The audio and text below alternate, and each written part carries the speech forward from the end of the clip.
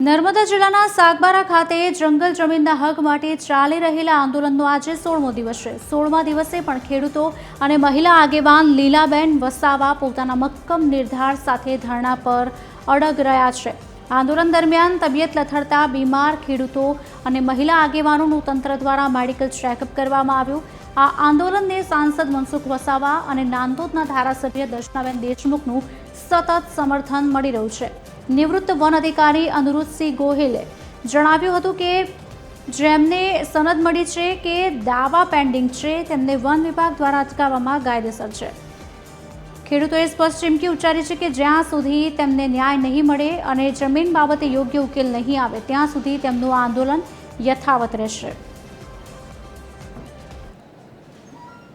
નર્મદા જિલ્લા આદર્શ સેવા સમિતિની મિટિંગ થઈ ત્યારે માન્ય સાંસદ શ્રી મનસુખભાઈ વસાવા સાહેબે અહીંની આખી વિગતની ચર્ચા ત્યાં જે અમારી સમિતિ હતી એની સમક્ષ કરી। એ પછી ધ્યાને આવ્યું કે અહીંયા અત્યારે હાલમાં ઘણા લોકોના જે દાવા પેન્ડિંગ છે એ પેન્ડિંગ દાવા અને જે લોકોને સનદ મળી છે એવા લોકોને પણ વન વિભાગ દ્વારા જે અહીંયા ખેડતા અટકાવવામાં આવે છે એ ખરેખર ગેરકાયદેસર છે।